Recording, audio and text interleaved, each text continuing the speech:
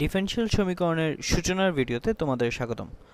তো ধরো যে আমাদের একটি সমীকরণ আছে, এটা হলো ধরো y সমান সমান 3x। এখন আমরা যদি এই সমীকরণটির উভয় পাশে ডেরিভেটিভ নেই তাহলে আমরা পাবো dy ভাগ dx সমান সমান 3। এখন এই dy এবং dx এটা হলো ডিফারেনশিয়ালের চিহ্ন। তো dy হলো একটি ডিফারেনশিয়াল এবং dx হলো একটি ডিফারেনশিয়াল। এখন ডিফারেনশিয়ালের অর্থ কী? তো dy এর অর্থ হলো যে y এর অতি ক্ষুদ্র একটি পরিবর্তন, অর্থাৎ dx হলো x এর একটি ক্ষুদ্র পরিবর্তন। আমরা যখন ঢাল সম্পর্কে জেনেছিলাম তখন আমরা বলেছিলাম যে ঢাল হলো y এর পরিবর্তন ভাগ x এর পরিবর্তন, অথবা এটাকে বলা যায় যে y এর পার্থক্য ভাগ x এর পার্থক্য। এখন আমরা যখন কোনো বক্ররেখার ঢাল নির্ণয় করতে চাই তখন আমরা এই পরিবর্তন এবং এই পরিবর্তনকে জিরোর কাছাকাছি হিসেবে বিবেচনা করি। তো ডিফারেনশিয়াল হলো আসলে একেই বলে যে এটার মানে হলো অনেক ক্ষুদ্র থেকে ক্ষুদ্র পরিবর্তন। তাহলে ডিফারেনশিয়াল সমীকরণ কাকে বলে? তো যেই সমীকরণে ডিফারেনশিয়াল থাকে তাকেই ডিফারেনশিয়াল সমীকরণ বলে। উদাহরণস্বরূপ বলা যায় যে এটা একটি ডিফারেনশিয়াল সমীকরণ। তো আমরা প্রথমে এটা সমাধান করি যে dy ভাগ dx সমান হচ্ছে x স্কোয়ার যোগ 1। এখন আমরা কিভাবে এই সমীকরণটি সমাধান করতে পারি? এটা আসলে দুইভাবে করা সম্ভব। তো বাম পক্ষে আমাদের আছে যে dy ভাগ dx। এখন y যদি x এর একটি ফাংশন হয় তবে dy ভাগ dx কে পাওয়া যায় যে এটা হলো f প্রাইম অফ x। তো উভয় পক্ষে আমরা সমাকলন নিলে এটা হয়তো সমাধান করা সম্ভব, কিন্তু তা না করে চলো আমরা এই সমীকরণটিকে একটি ডিফারেনশিয়াল সমীকরণের মতোই সমাধান করার চেষ্টা করি। তাহলে আমরা কি করতে পারি? তো আমরা সমীকরণের উভয় পক্ষে dx দিয়ে গুণ করতে পারি। তাহলে আমরা পাবো y এর একটি ক্ষুদ্র পরিবর্তন অর্থাৎ dy সমান সমান x স্কোয়ার যোগ 1 গুণ x এর একটি ক্ষুদ্র পরিবর্তন, তো এটা হবে dx। অথবা অন্যভাবে বলা যায় যে x এর অতি ক্ষুদ্র পরিবর্তনের জন্য y এর কতটুকু পরিবর্তন হবে তা জানার জন্য এই বক্ররেখার যে কোনো বিন্দুতে x স্কোয়ার যোগ 1 কে গুণ করতে হবে।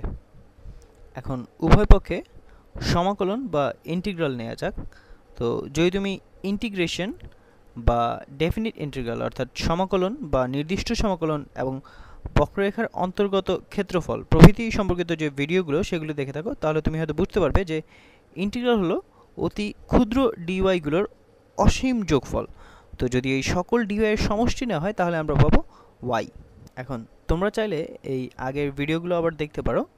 তা আমরা ডান পক্ষে পাই যে x স্কোয়ার যোগ 1 এর অনির্দিষ্ট সমাকলন, অর্থাৎ এটা হলো x স্কোয়ার যোগ 1 এর ইন্টিগ্রাল। তো x স্কোয়ারের ইন্টিগ্রাল কি হবে? এটা হবে x পাওয়ার 3 ভাগ 3। এবং আমি আবার বলবো তুমি আগের ভিডিওগুলি দেখে ফেলো তাহলে ভালো হবে। এবং যোগ x যোগ c। তো এখানে c কোথা থেকে আসলো? আমরা জানি যে আমরা যদি কোনো ধ্রুবকের ডেরিভেটিভ নেই তাহলে এটা 0 হয়। তো এখন যখন আমরা ডেরিভেটিভের উল্টোটা করছি অর্থাৎ ইন্টিগ্রাল নিচ্ছি, তো হতে পারে যে এখানে কোনো ধ্রুবক আছে, এখান থেকেই cটা আসে। একে এই সমীকরণটির সাধারণ সমাধান বলা যেতে পারে। তো এই ডিফারেনশিয়াল সমীকরণের এটা হলো সমাধান। তো সাধারণত আমরা কোনো সমীকরণের যখন সমাধান করি তখন আমরা সমাধানটি একটি সংখ্যা হিসেবে পাই। যেমন ধরা যাক যে আমার ধরো একটি সমীকরণ আছে যে y সমান হলো 2y বিয়োগ 1। তাহলে নেগেটিভ y সমান নেগেটিভ 1 এবং y সমান হচ্ছে 1। এটা হলো একটি গতানুগতিক সমীকরণ এবং আমরা চলক y এর সমাধান হিসেবে একটি সংখ্যা পেয়েছি। ডিফারেনশিয়াল সমীকরণের ক্ষেত্রে কিন্তু তা নয়। তো এক্ষেত্রে সমাধানটি হলো একটি ফাংশন। বলা যায় যে যে ফাংশনটি এই ডিফারেনশিয়াল সমীকরণকে সিদ্ধ করবে তাই হলো এই সমীকরণটির সমাধান। ব্যাপারটি মাথায় রাখবে। আমরা আপাতত ডিফারেনশিয়াল সমীকরণের খুবই সূচনার দিকে ব্যাপারগুলি নিয়ে আলোচনা করছি, কিন্তু ডিফারেনশিয়াল সমীকরণের ক্ষেত্রে এটা সবসময় ব্যাপারটি মাথায় রাখতে হবে। আমি হয়তো কলেজের ডিফারেনশিয়াল সমীকরণ কোর্সের উপর কিছু ভিডিও তৈরি করব এবং যখন আংশিক ডিফারেনশিয়াল সমীকরণ এবং প্রভৃতি সম্পর্কে জানবে তখনও মাথায় রাখবে যে কোনো ডিফারেনশিয়াল সমীকরণের সমাধান কোনো সংখ্যা নয় বরং একটি ফাংশন। এটা হচ্ছে সাধারণ একটি সমাধান। তো তুমি যদি যথার্থ সমাধানটি চাও তাহলে তোমাকে যে কোনো একটি বিন্দু দেওয়া হলে ওই বিন্দুর স্থানাঙ্ক x এবং y এর পরিবর্তে বসিয়ে আমরা সমাধানটি নির্ণয় করতে পারি। তো আমাদের এই সমস্যাটিতে বলা হয়েছে যে dy ভাগ dx হলো x স্কোয়ার যোগ 1 এবং এই সমীকরণটির সমাধান করতে আরও বলা হয়েছে যে আচ্ছা আমি রংটা পাল্টে নেই। তো y সমান 1 যখন x সমান 1। এখন আমরা এই তথ্যের ভিত্তিতে সি এর মান নির্ণয় করতে পারি। তো কিভাবে আমরা করব? বলা হয়েছে যে y এর মান যখন 1, আচ্ছা তো 1 সমান সমান 1/3, তো এখানে হবে 1 পাওয়ার 3/3, এটা 1/3 যোগ 1 যোগ c। উভয় পক্ষ থেকে আমি যদি 1 বাদ দিই তাহলে এটা কাটা চলে যায়, তাহলে এখানে থাকে শুধু 0, এবং তারপর উভয় পক্ষে আমি 1/3 যদি বিয়োগ করি তাহলে আমরা পাই c সমান সমান -1/3। তো আমাদের এই শর্ত অনুযায়ী, অর্থাৎ এই বিন্দুর স্থানাঙ্ক থেকে আমরা এই ডিফারেনশিয়াল সমীকরণের একটি নির্দিষ্ট সমাধান পেলাম। তাহলে y সমান হলো x পাওয়ার 3/3 যোগ x বিয়োগ 1/3, কারণ আমরা এইমাত্র c এর মান বের করলাম। তো এখন যদি তোমার এটা বিশ্বাস না হয়, তুমি এই y-টাকে এখানে বসিয়ে দেখতে পারো, অর্থাৎ তুমি এটার ডেরিভেটিভ বের করতে পারো, এবং তাহলে তুমি দেখবে যে এটা সমান হবে x স্কোয়ার যোগ 1। এখন চলো আমরা আরেকটি সমীকরণের সমাধান করি। তো এই সমীকরণটি আরেকটু মজার হবে। তো এটা হলো dy ভাগ dx সমান হলো x ভাগ y, এবং এখানে শর্তটি আগের মতোই থাকবে যে y এর মান যখন 1 হয় তখন x এর মানও হবে 1। এখন আমাদের এমন একটি ফাংশন বের করতে হবে যেটা এই সমীকরণটিকে সিদ্ধ করে। তো এবং এটা খেয়াল করে দেখো যে আমাদের ডান পক্ষে x এবং y দুটিই কিন্তু আছে। তো এটা দেখে মনে হচ্ছে যে আমরা ইমপ্লিসিট ডিফারেন্সিয়েশন করলে এরকম কিছু হয়তো আমরা পেতে পারি। তো আমরা সমীকরণের উভয় পক্ষকে এখন dx দিয়ে গুণ করি, তাহলে আমরা পাই dy সমান হবে x ভাগ y গুণ dx। এবং এখন আমরা এই y-টাকে এই দিকে নিয়ে যাই, তাহলে হয়তো আরও সুবিধা হবে, তাহলে আমাদের সমাকলন করা সহজ হবে। তো y গুণ dy সমান হচ্ছে x গুণ dx। এখন এই সমীকরণটির উভয় পক্ষেই আমি ইন্টিগ্রাল করি। তো আমরা বাম পক্ষে এখানে করব y এর সাপেক্ষে, এবং ডান পক্ষে এখানে করব x এর সাপেক্ষে। তো আমি এখন ইন্টিগ্রাল নিচ্ছি। তো বাম পক্ষের ইন্টিগ্রালটা কি হবে? এখানে আমরা পাবো যে y স্কোয়ার ভাগ 2, এবং আমরা বলতে পারি যে এখানে যোগ c হবে। তো আমি এখানে আমি লিখে ফেলি, তো এটা হবে যোগ c। আচ্ছা, আমি এটাকে c1 বলি, আমরা আসলে এটার মান জানি না, এবং এটা সমান হবে x স্কোয়ার ভাগ 2 যোগ c2। এটা অন্য একটি ধ্রুবক, অথবা এটি হয়তো আগের ধ্রুবকটি, আমরা আসলে জানি না এটা কী হবে। তো আমরা x-কে এইদিকে নিয়ে আসি, তাহলে আমরা পাবো যে y স্কোয়ার ভাগ 2 বিয়োগ x স্কোয়ার ভাগ 2, এবং এটা সমান হবে, আচ্ছা আমি এই c2 থেকে c1 বিয়োগ করি, তাহলে আসলে আমার সব ধ্রুবকগুলি একদিকে চলে আসবে। তো এটা হবে c2 বিয়োগ c1। আমরা c1-কে ডান পক্ষে এবং x স্কোয়ার ভাগ 2-কে বাম পক্ষে নিয়েছি, তো এই কারণে এটা নেগেটিভ বা ঋণাত্মক হয়ে গেছে।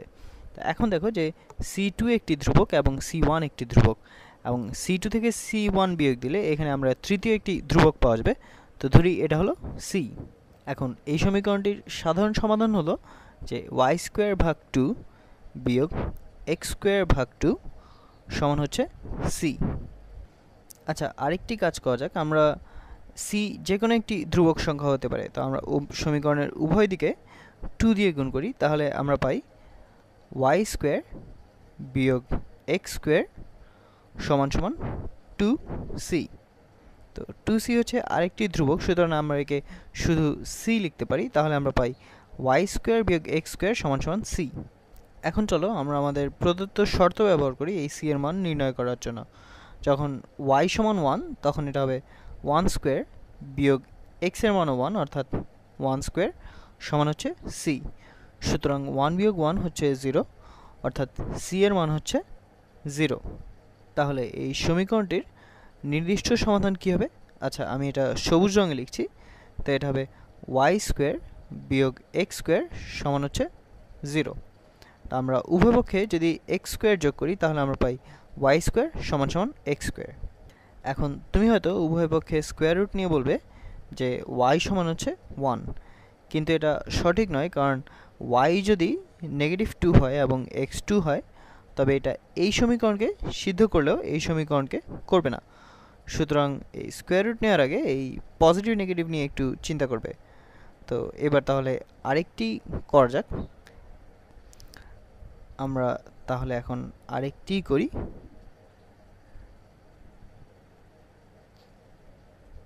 তো এই নতুন সমীকরণটি আমাদের এটা বলে যে y এর ডেরিভেটিভ x এর সাপেক্ষে এটা সমান হবে স্কোয়ার রুট, এটা আসলে আরেকটু বেশি মজা হবে। তো এটা সমান হবে স্কোয়ার রুট x ভাগ y, এবং যখন y এর মান হয় 4 এবং x সমান সমান 1।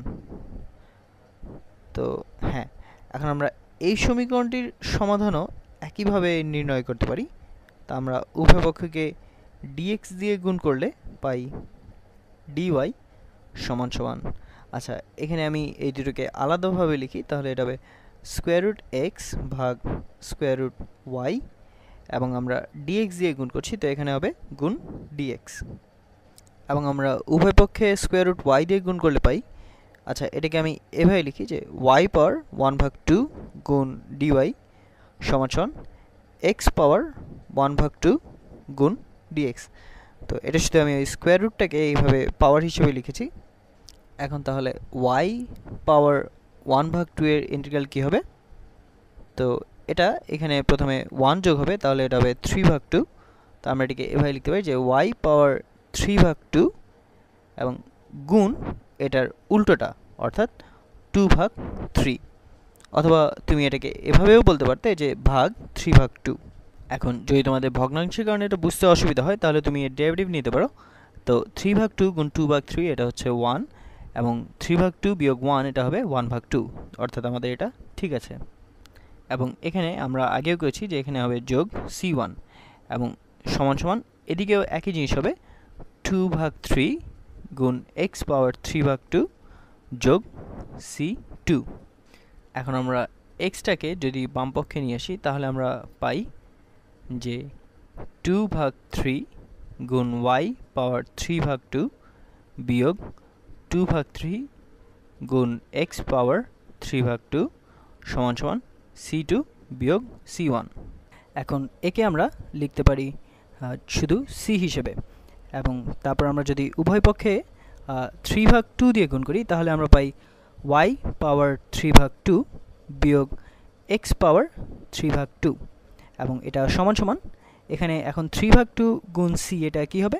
তো এটা হবে, আমরা আসলে ধ্রুবক সংখ্যাটা জানি না এটা কি, তো এটাকে আমরা c হিসেবে লিখতে পারি।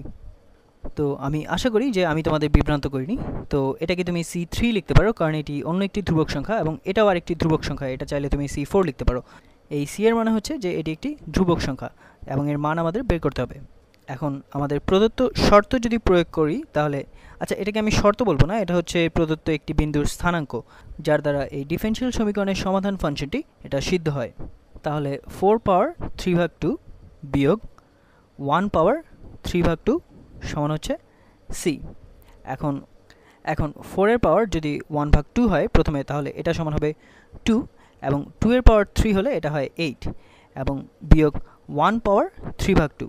তো 1 এর পাওয়ার যে কোনো কিছুই হোক না কেন সেটা সবসময় 1ই হয়, তো এটা হবে 1 এবং এটা সমান হচ্ছে c। তাহলে c এর মান হলো 7, এবং এখন এই সমীকরণটির সমাধান তাহলে এটা হবে, আচ্ছা আমি অন্য একটি রং ব্যবহার করি, তো এটা হবে y পাওয়ার 3/2 বিয়োগ x পাওয়ার 3/2 সমান হচ্ছে 7।